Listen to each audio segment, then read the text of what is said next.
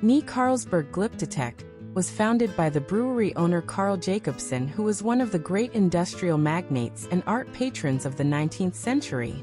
Carl Jacobsen was a passionate collector. From the profits generated by his brewery Nie Carlsberg, he built a rich collection of art and cultural artifacts. In 1888, Carl Jacobsen and his wife Ottilia gave his art collection to the public and began the building of the Glyptotek to house it. Another exceptional donation followed in 1899, this time of the master brewer's vast collection of antiquities, which led to the building of an entire new wing to the new museum. The name Glyptotek comes from the Greek glyptos, meaning carving or sculpture, and thek for the place where something is collected or displayed. The Glyptotek has been open to the public since 1897 and holds over 10,000 works primarily divided between ancient antiquities and Danish and French sculpture and painting from the 19th century. The Nie Carlsberg Glyptotek is not a traditional museum. Carl Jacobsen wanted to construct a temple of beauty, in which art could speak to everyone, and in which the architecture would provide a magnificent setting.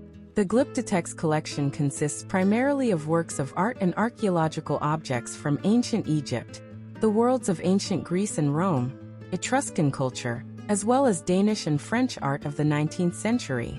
The modern part of the collection includes French sculpture from the 19th century, featuring a significant selection of works by Auguste Rodin, and French painting from 1800 to 1950, with Impressionism and Paul Gauguin as the absolute stars, plus a collection of Danish Golden Age art.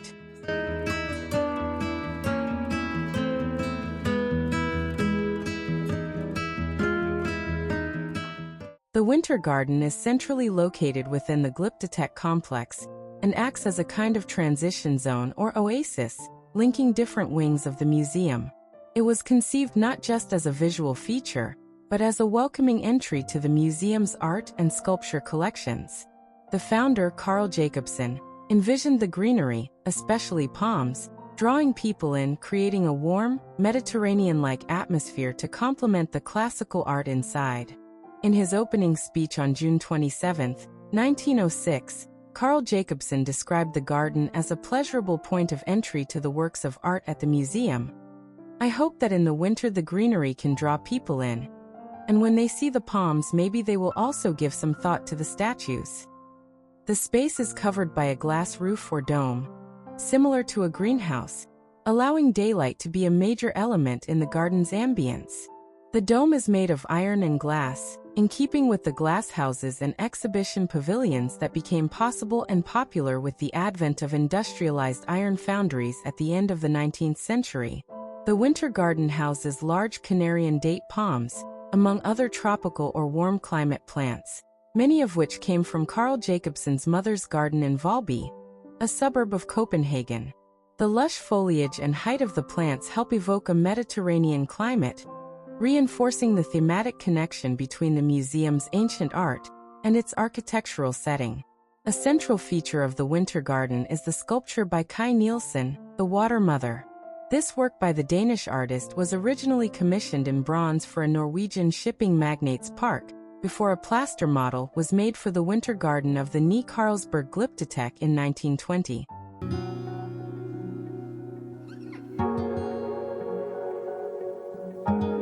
The Glyptotek's collection of French and Danish sculpture reflects founder Carl Jacobsen's admiration for the narrative power of sculpture, especially its ability to convey the human condition through grand, dramatic form.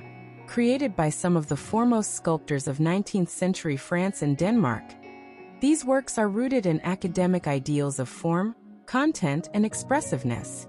In France, sculptors followed the traditions maintained by the French Academy and its official exhibition, the Salon. Particularly in the late 19th century, Salon art represented the mainstream of artistic taste. Danish sculptors, too, were shaped by the classical traditions taught in European art academies. Favored themes included mythological, historical, religious, and literary subjects.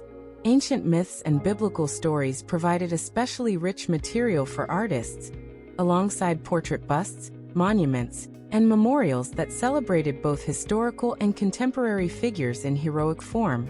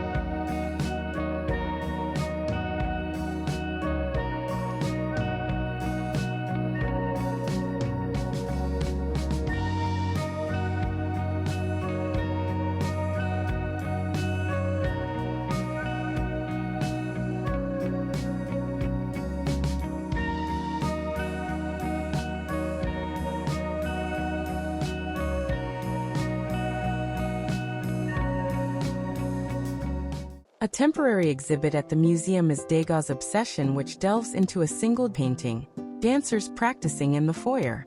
The exhibit explores the painting's history and significance in understanding Degas' artistic practice.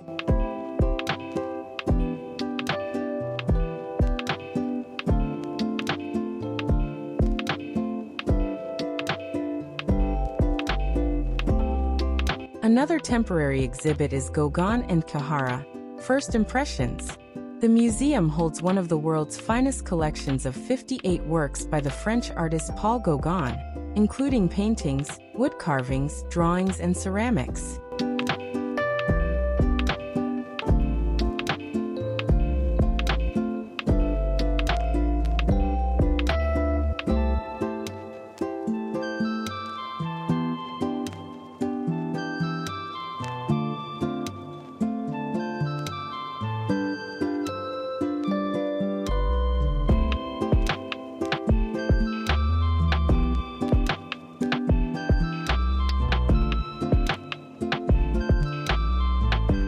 The museum's central hall was inaugurated in 1906.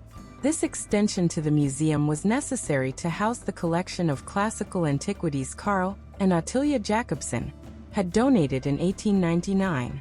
The classically inspired architecture is like an ancient, marble colonnade and reminiscent of a Roman forum. An elongated square surrounded on three sides by colonnades with a temple at the end. Roman portrait statues of emperors and citizens stand between the columns of the central hall, just as they would have done in a Roman forum. The statues are from ancient Rome, although several of them are composites made of two different originals.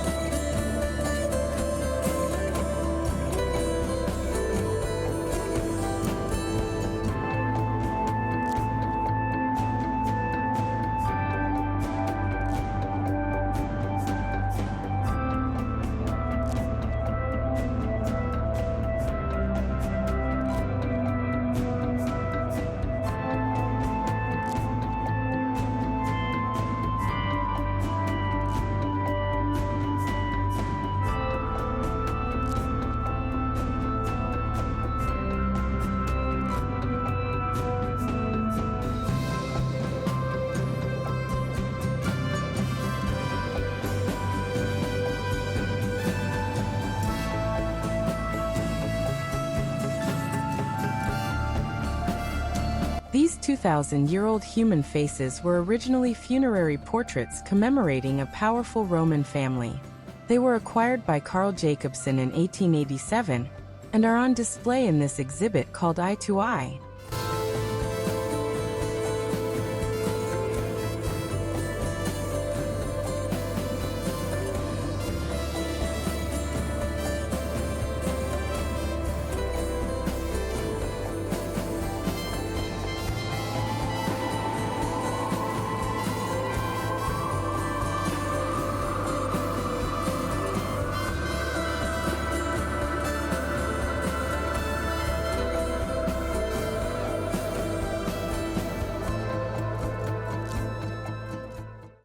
Egyptian collection you will see Ramesses II, Tutankhamun, Akhenaten and Nefertiti. The display exhibits more than 300 works over more than 3,000 years.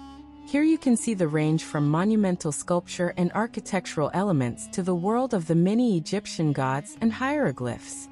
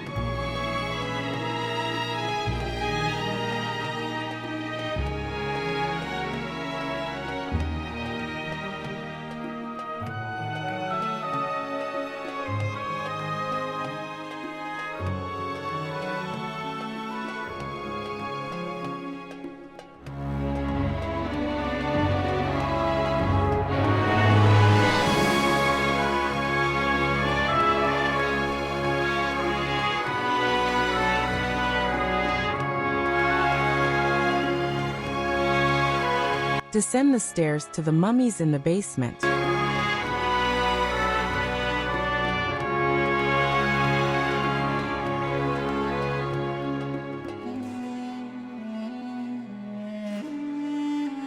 In the mummy room there are mummies, coffins, sarcophagi and mummy portraits. There are 2 wrapped Roman period human mummies. There is also a collection of mummy portraits which are lifelike portraits painted and attached to the mummies.